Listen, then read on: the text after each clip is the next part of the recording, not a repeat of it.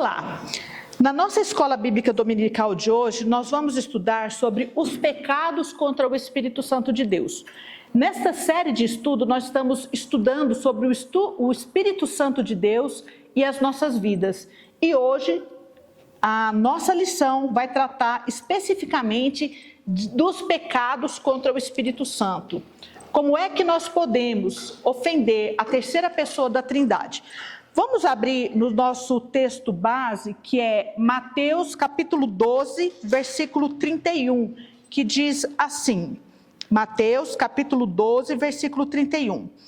Por isso vos declaro, todo pecado e blasfêmia serão perdoados aos homens, mas a blasfêmia contra o Espírito não será perdoado. Para a gente entender o contexto desse versículo, o texto, desde o versículo 22, até o versículo 32, ele relata a cura de um endemoniado cego e mudo. E aí, os fariseus e os opositores de Jesus, os religiosos da época, que foram os maiores opositores de Jesus, eles falaram o seguinte, Beelzebu está expulsando o demônio. Então, tipo assim, um demônio maior está expulsando um demônio menor. Eles estavam dizendo que o que Jesus estava realizando não era obra do Espírito Santo, mas era obra de demônio, era a obra de Satanás. Então, Jesus vem e traz essa palavra para eles aqui no versículo 31. Por isto vos declaro, todo pecado e blasfêmia serão perdoados aos homens, mas a blasfêmia contra o Espírito não será perdoada. Em primeiro lugar, nós vamos ver que no Velho Testamento, o Espírito Santo ele atuava de forma diferente do Novo Testamento. Nós já estudamos sobre isso, Nós já vimos que o Espírito Santo ele vinha pontualmente sobre uma determinada pessoa para uma atividade específica e depois ele se retirava. E então nós vemos, por exemplo, que Sansão, quando o Espírito Santo vinha sobre ele, ele desfrutava de uma força descomunal, e aí ele realizava algum feito grandioso. Ele sozinho matava multidões por conta da unção do Espírito que vinha sobre ele. Entretanto, como ele persistiu no pecado, na desobediência, ele se associou ali com mulheres, aos quais os israelitas não era permitido se conectar, se relacionar. E aí ele foi, pecando, persistindo no erro, até que o Espírito Santo se retirou dele. Por conta do quê? Pecado. Depois nós vamos ver que o rei Saul, da mesma forma, ele foi ungido rei, então o Espírito Santo vinha sobre ele. Ele também persistiu na desobediência e o Espírito Santo se retirou de Saul. Está lá no livro de 1 Samuel, capítulo 16, versículo 14. E o povo de Israel como um todo, ele foi rebelde, entristeceu o Espírito Santo e assim Deus se voltou contra os israelitas, o Espírito Santo também se ausentou. Então a gente vê que o pecado insistente, deliberadamente, é uma ação que sim, entristece o Espírito Santo de Deus, E aí vamos conceituar a palavra blasfêmia. O que a palavra blasfêmia significa? Que a gente pode falar, a blasfêmia contra o Espírito Santo não é perdoado. Muita gente reproduz esse texto aqui. Mas esse é um texto, de acordo com o autor da nossa revista, é um texto de difícil explicação. Então a gente precisa ver o seu contexto para a gente poder entender. Mas a gente precisa partir desse ponto. O que significa a palavra blasfêmia? Blasfêmia quer dizer insultar, caluniar, injuriar, ultrajar, desprezar, hostilizar e difamar. Esse texto de Mateus 12:31, ele é repetido, esse mesmo texto, que chamam textos correlatos, né? Que está também no Evangelho de Marcos e de Lucas. Mas são textos correlatos, são várias versões do mesmo fato, tá? Cada um desses autores menciona esse fato, esse acontecimento e repete esse mesmo versículo, né?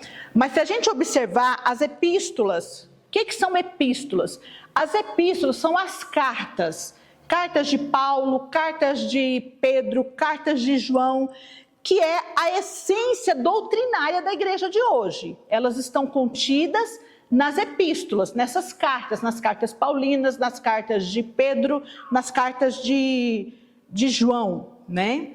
Só que nas epístolas, que são como o código doutrinário das igrejas, não menciona esse texto, tá bom? Então, é importante a gente lembrar sobre isso. E Paulo, ele próprio se autodenominou blasfemo e perseguidor de Cristo antes da conversão. Mas depois que ele teve aquele encontro transformador com Jesus Cristo, a vida dele foi radicalmente transformada. Antes de perseguidor do Evangelho, ele passou agora a ser perseguido por esse mesmo Evangelho, que ele passou a pregar, a anunciar especificamente aos gentios, né? Então, nós vemos que Paulo, ele foi de fato alcançado, né? O apóstolo, pelo fato do apóstolo Paulo ter sido perdoado, nós concluímos que a blasfêmia contra o Espírito Santo é de fato um pecado muito específico aqui dessa época. Então, veja bem, como eu falei, né? Nesse texto aqui de Mateus 12:31, os escribas e fariseus, que eram os opositores de Jesus, estavam alegando, né, que Jesus estava realizando aquela libertação por influência de um demônio, de Belzebu. É como se fosse um demônio maior expulsando um demônio menor. Então, eles estavam chamando o bem de mal. Os inimigos, opositores de Jesus, estavam chamando o bem de mal. Eles atribuíram ao maligno uma obra que era do Espírito Santo. E foi isso que Jesus chamou de blasfêmia contra o Espírito Santo de Deus. Chamar a algo que é o Espírito Santo de Deus está fazendo de algo demoníaco é você blasfemar contra esse Espírito Santo. Você está insultando a obra que o Espírito Santo está realizando, né? Então, aí a pergunta que não quer calar. Esse pecado, ainda hoje, ele pode ser cometido por alguém? Alguém nascido de novo, ele pode blasfemar contra o Espírito Santo de Deus? Bom, o que ele fala aqui é o seguinte. Ele menciona os estudiosos, né, do Novo Testamento, é que ele relata um autor chamado Dwight Pentecost. Eu penso que esse cara deve ser filho de alguém muito crente, né? Para ter o sobrenome de Pentecoste, né, deve ser ali filho de alguns pais do Retetel mesmo, né, do Pentecoste mesmo, porque o nome dele é assim, Dwight Pentecost. Ele fala o seguinte, esse autor: acredita que esse pecado só poderia ser cometido durante o ministério terreno de Jesus, que era uma espécie de pecado nacionalista, ou seja, somente os israelitas poderiam cometê-lo. É o que esse autor falava. E aí ele tem toda uma explicação. Ele fala o seguinte, que as pessoas poderiam vir até Jesus pelo testemunho dele próprio, porque ele realizava milagres pelo poder do Espírito. Então as pessoas, ao contemplarem, poderiam vir a ele através de Jesus Cristo, pelo seu próprio testemunho. Se as pessoas rejeitassem o testemunho de Jesus, elas ainda assim poderiam vir a Cristo através do testemunho do Pai. Desde o Antigo Testamento, que o Pai falava por diversos profetas apontando pelo Filho. Então, se aquelas pessoas, aqueles, né, discípulos ali, ou os fariseus, saduceus, aquelas pessoas, escribas, eles poderiam vir a Cristo pelo testemunho do Pai, porque o Pai dá testemunho do Filho. mas ainda assim eles não viessem a Cristo pelo testemunho do Pai, então eles poderiam ser convencidos pelo Espírito Santo de Deus. Mas se pelo testemunho do Espírito Santo eles não viessem a Cristo, então não havia mais por testemunho de quem vir. Porque eles já haviam negado o testemunho de Cristo, o testemunho do Pai e o testemunho agora do Espírito Santo. Então não havia mais por quem testemunhar de forma que os conduzissem a Cristo. Então por isso seria um pecado imperdoável, ou seja, eles já estavam condenados, porque eles não se deixaram influenciar pelos milagres de Jesus, pelo testemunho de Jesus, pelas profecias do Pai e pelo mover do Espírito. Então é isso que, a grosso modo, é isso que esse autor queria dizer, né? Mas aí, da nossa lição, ele fala o seguinte, que ainda que a gente fale que não é possível mais haver esse tipo de pecado, que nós poderemos tirar algumas aplicações desse texto para as nossas vidas nos dias de hoje. Mesmo que ele não seja um pecado cometido desta forma, né? Por ser da época de Jesus, praticado pelo Israel naquela época. Mas nós podemos ter aplicações. Por exemplo, a primeira que ele fala, alguns acham que toda pessoa que rejeita o testemunho que o Espírito Santo dá de Jesus Cristo hoje e continua rejeitando até o final da vida, está blasfemando contra o Espírito Santo e por isso não tem perdão, porque rejeitou o último testemunho de Deus. Obviamente, se ele foi até o final da vida negando e rejeitando, ele não se converteu e ele realmente está condenado. Não haverá salvação para essa pessoa. Concordam comigo? Ele não aceita a obra, continua negando. A graça não vai alcançá-lo, porque ele continua negando a obra do Espírito Santo. Cremos que isso é uma aplicação e não uma interpretação do texto. Por quê? Porque as nossas igrejas hoje estão cheias de pessoas que criticavam os crentes, né? Que rejeitavam deliberadamente a Cristo e hoje se converteram e vivem verdadeiramente no Evangelho. Um testemunho recente que eu até vi na internet é daquela cantora Luísa Posse. Não sei se os irmãos já tiveram oportunidade de ver o testemunho dela. Ela, todo mundo sabe, né? A mãe dela é uma cantora famosa, né? De antigamente, a Zizi Posse. Ela era prima da Preta Gil, né? Que faleceu. Mas assim, ela foi criada nesse meio artístico mesmo, né? Ali enfronhada ali de dentro e tudo. Então ela fala que a religião, ela percorreu por vários caminhos, inclusive no candomblé, né? Nessas religiões espíritas e tal. E recentemente ela foi alcançada pelo Evangelho. Então algo que antes esse pessoal artista, eles não gostam de crentes. Para eles, nós somos retrógrados. Nós somos assim, sabe, ridículos, porque a gente é a favor dos princípios, dos valores cristãos, que eles tanto condenam. Eles pregam todo tipo de liberalismo, promiscuidade, tudo é possível, você pode todas as coisas. É isso que eles pregam, né? Então, para ela foi algo que, tipo, nossa, né? Como assim crente? Mas, de repente, ela começou a ouvir louvores e aquilo começou a tocar o coração dela. E ela foi alcançada, o marido dela, que também trabalha nesse meio, hoje ela leva os filhos dela para a igreja. E ela declara a esperança para essa geração. E outro dia eu vi ela colocando que ela lê a Bíblia para os filhos dela. Ela falou, eu nunca vivi isso. Nunca tive alguém lendo Bíblia para mim, mas hoje eu faço isso com os meus filhos. E eu vi uma entrevista da mãe dela, que assim que ela se converteu, ela chegou para a mãe e falou, mãe, você vai ficar chateada comigo porque eu sou crente? Ela falou, não, minha filha, eu respeito a sua decisão, né? Eu estou vendo que você está tão feliz, tão plena nesse evangelho que você crê agora, né? Como que eu vou ser contra isso? Mas ela falando, eu não sou, mas minha filha encontrou lá o caminho, então está tudo certo, né? Mas são pessoas que antes ridicularizavam cristãos, hoje são verdadeiramente crentes. Foi isso que aconteceu com o apóstolo Paulo. Ele perseguia os cristãos, ele matava. Quando Estevão foi apedrejado e morto, Paulo estava ali na roda, junto com os apedrejadores ali, né? Então, a gente vê muitos testemunhos assim, gente que nem suportava crente.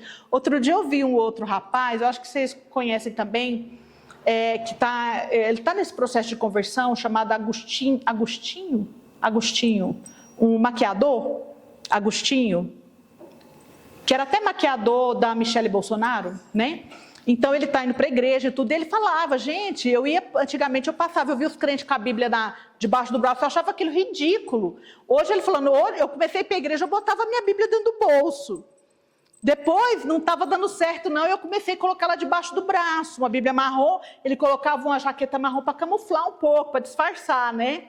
Aí ele falou, foi indo a mesma jaqueta, eu tive que trocar, então agora eu levo a minha Bíblia mesmo. Né? E ele ouve músicas evangélicas e ele se declara hoje que ele está no processo de ser crente. Ele olha, por favor, não infernize, estou tentando virar crente. Né? Ele é bem engraçado.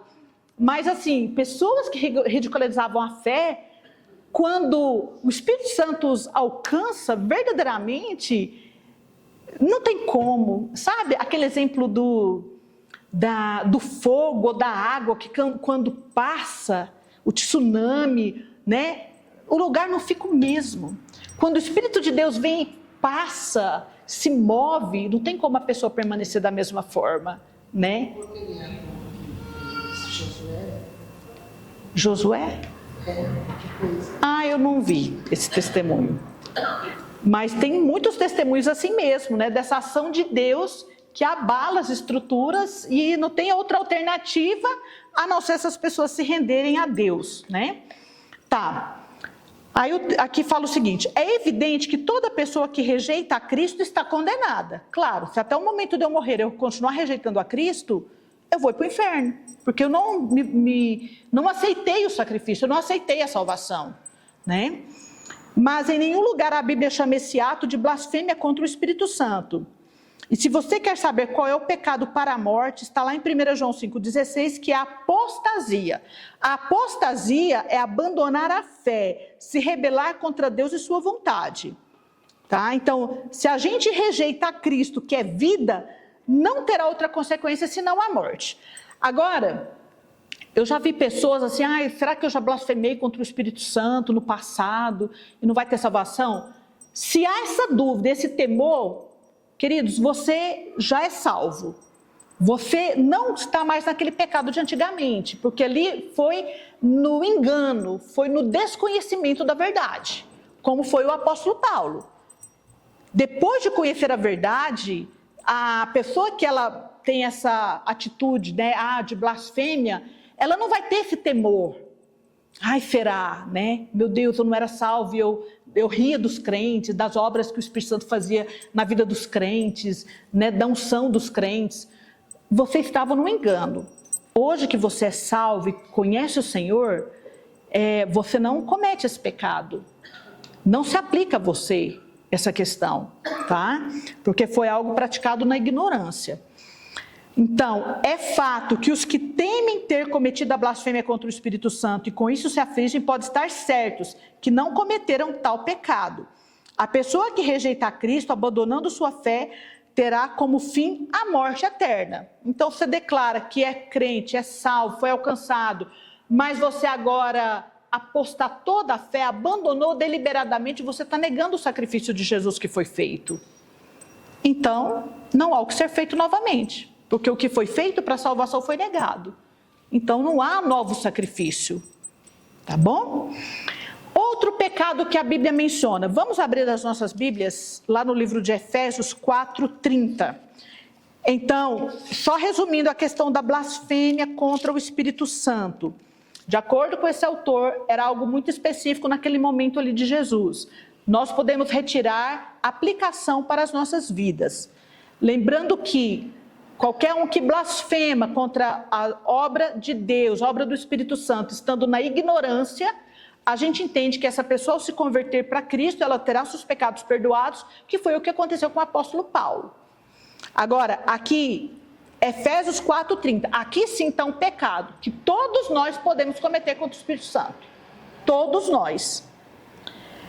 Efésios capítulo 4, versículo 30, que diz o seguinte: E não entristeçais o Espírito de Deus, no qual fostes selados para o dia da redenção.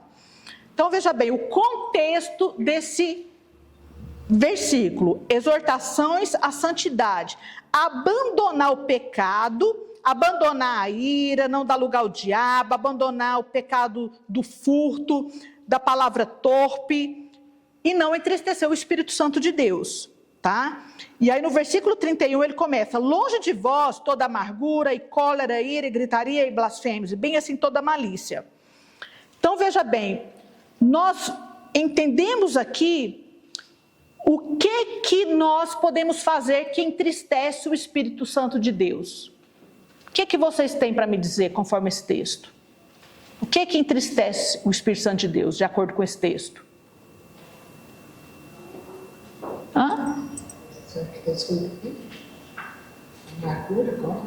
Tudo isso.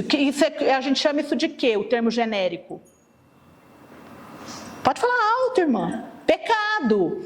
O pecado praticado por nós crentes entristece o Espírito Santo de Deus. Tudo isso que está mencionado aí são pecados que entristecem o Espírito Santo de Deus. Amargura, sabe, aquele não perdoar, aquela que vai brotando aquela raiz de amargura dentro da gente por não liberar perdão.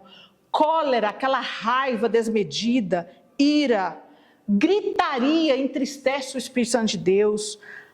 Blasfêmias, que é insultos, né? Todo tipo de insultos, bem assim, toda malícia, pecado. O pecado praticado por nós entristece o Espírito Santo de Deus. Então nós precisamos nos voltar, nos arrepender do pecado, para que nós possamos alegrar o Espírito Santo de Deus. Se tem como eu entristecer o Espírito Santo de Deus, significa que tem como eu alegrar o Espírito Santo de Deus também, não é verdade? Como é que nós alegramos o Espírito Santo de Deus, irmãs? Como que nós alegramos o Espírito Santo de Deus? Andando em santidade, buscando a presença dele. Oh, glória! Andando em santidade, em obediência. Nós alegramos o Espírito Santo de Deus. Toda vez que nós lutamos contra o pecado e vencemos, nós estamos alegrando o Espírito Santo de Deus com a nossa vida. Glória a Deus por isso. E um outro pecado contra o Espírito Santo de Deus, 1 Tessalonicenses 5,19. Nós também podemos cometer esse pecado. 1 Tessalonicenses é bem logo depois de Colossenses, Efésios, Colossenses, 1 Tessalonicenses 5,19, desculpa. 1 Tessalonicenses, capítulo 5, versículo 19. O texto diz assim: não apagueis o Espírito. Significa que tem como nós apagarmos. Aqui, queridos, apagar no sentido de abafar, é como você pegar um cobertor e jogar por cima. Abafar, apagar, é como um fogo. Você vai jogar água naquele fogo, você apaga. Há maneiras de nós apagarmos o Espírito Santo de Deus nas nossas vidas. Então, a igreja precisa tomar cuidado para não ser hostil ou indiferente a certos dons, o que implicaria apagar ou abafar a ação do Espírito de Deus. Aí o que acontece? O autor aqui ele mostra o seguinte, que esse versículo aqui, ele está no contexto dos dons espirituais, tá? Inclusive logo em seguida ele fala: não desprezeis as profecias, julgais todas as coisas, reteis o que é bom. No mesmo contexto, mais acima, fala de alegria, oração sem cessar, gratidão a Deus. Então, o que nós concluímos com tudo isso aqui? Bom, que quando nós não damos o devido valor aos dons espirituais, que nós vamos estudar em vários capítulos próprios, nas próximas aulas, é uma forma de nós apagarmos o Espírito Santo de Deus. Existem igrejas evangélicas que falam que não acreditam na contemporaneidade dos dons. Ou seja, os dons que consta na Bíblia, que teve lá no Pentecostes, línguas estranhas, profecia, dons de milagre, cura, etc. Não, é só naquela época, hoje não mais. Estamos apagando a ação do Espírito Santo de Deus. Estamos apagando quando nós não cremos que Ele é o mesmo hoje. E Ele pode hoje se manifestar em diversos dons na igreja do Senhor. Nós o abafamos. 2 Timóteo 1,6, não precisa abrir, mas é um texto em que Paulo recomendou ao seu discípulo: reavives os dons que há em ti. Reavives, ou seja, você foi avivado, deixou essa chama apagar e agora você precisa reavivar o dom que estava dentro de você. O dom. Então, reavivar, usado aqui no grego para uma brasa que estava se apagando. Daí a necessidade dessa brasa ser soprada. Então, é isso que Paulo estava dizendo: olha, reavives o dom que há em ti. Ou seja, está apagado. Vamos soprar aí essa lenha para você reacender essa chama, esse dom do Espírito na sua vida. Então, o apagar o Espírito, ele está mais relacionado com os dons, a prática dos dons ou o apagamento dos dons, que é quando nós abafamos a ação do Espírito Santo nas nossas vidas. Agora aqui as aplicações. Quando não alimentamos nossa alma com a palavra e quando não oramos, inclusive o versículo 16 fala, 17 de 1 Tessalonicenses 5, orai sem cessar. Quando nós não oramos, quando nós não buscamos na palavra, quando nós não jejuamos, o fogo do Espírito fica abafado. É a nossa alma adormecida. Porque esses são os caminhos que Deus usa para fornecer o combustível e manter acesa a chama do Espírito Santo em nós.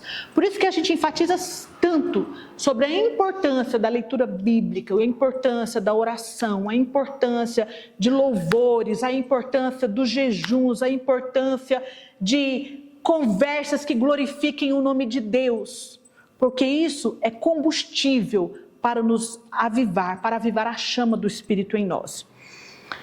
Quando pecamos intencionalmente, abafamos o Espírito. É como jogar água ou terra sobre ele ou sufocá-lo com um cobertor. Aqui no caso do pecado, está mais diretamente ligado com entristecer o Espírito, conforme nós já vimos. Se nós formos bem precisos, o pecado está mais ligado a entristecer o Espírito e a abafar os dons, apagar os dons com apagar o Espírito, a ação do Espírito em nós, ok?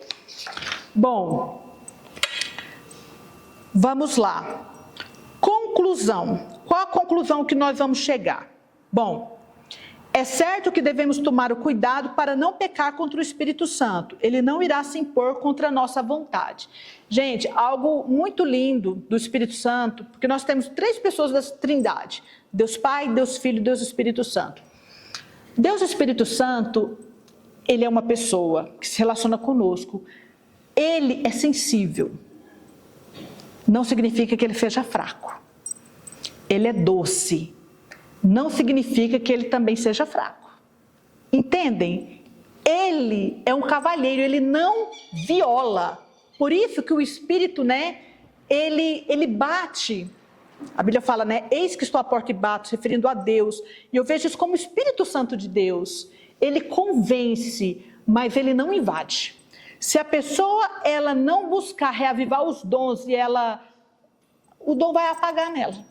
Porque o Espírito Santo, ele é gentil, ele é doce, ele é sensível. Ele é amável, ele é forte, ele é poderoso, ele é tremendo. Tudo isso concilia nas qualidades do Espírito Santo de Deus, tá? Mas ele não arromba a nossa porta. Se resistirmos e nos opusermos a ele e o apagarmos, então seu poder será retirado. E ele removerá da nossa vida grande parte das bênçãos de Deus. Se nós o apagarmos, nós vamos perder muitas bênçãos que advirá dele, da presença dele em nós. Por outro lado, na vida do cristão, que é agradável a Deus, o Espírito Santo tem prazer em derramar grandes bênçãos. A promessa de Jesus é que rios de água viva, que é se referindo ao Espírito Santo, fluindo do nosso interior, mas para isso eu preciso dar lugar à ação do Espírito Santo dentro de mim, para que possa fluir rios de águas vivas, para que ele venha brotar, jorrar e alcançar as pessoas à nossa volta com a presença doce dele. Nós alegramos o Espírito Santo, nós vamos desfrutar da presença doce dele, dele nos guiando, dele se movendo em nós e através de nós, dele alcançando as pessoas. Tem um avivalista chamado Charles Finney, e a história conta que ele, certa vez, ele foi numa fábrica, né? Chamaram ele para ir na fábrica, ele era um pregador, um avivalista. Queridos, quando ele entrou na fábrica, diz que os trabalhadores, eles choravam, eles se prostravam, eles se arrependiam dos pecados. Não era se prostrava para aquele pastor pregador que estava lá, não era não. A presença do Espírito Santo era tão poderosa na vida daquele homem de Deus, que aquela presença, sabe, ela fluía e tocava as vidas. Não eram as pessoas, não era a pessoa do Charles Finney, era a pessoa do Espírito Santo, que era abundante na vida dele, que fluía dele como rios de águas vivas, tocando as pessoas ao redor. Gente, que coisa tremenda. Isso que acontecia com os apóstolos. Quando eles passavam nas ruas, as pessoas traziam algum objeto de um parente, porque falava, se ao menos a sombra deles passar na roupa que pertence a alguém que estava enfermo, esse alguém vai ser curado. Não era a pessoa do apóstolo, não era. Era o Espírito Santo que estava tão, sabe, tão profundo ali, tão real na vida daqueles homens, que transbordava. Esse é um benefício de quando nós alegramos o Espírito Santo de Deus. Quando nós não apagamos a ação do Espírito Santo de Deus na nossa vida, ele vai transbordar, e a presença dele na nossa vida, queridos, vai tocar as pessoas à nossa volta. E aí você fala assim, mas eu não sou grandes coisas. Não sou mesmo não, e não é por nós, é por ele, é por causa dele. Então isso é possível que aconteça com a minha vida e com a sua vida. A nossa presença em algum lugar causar mudança, causar transformação.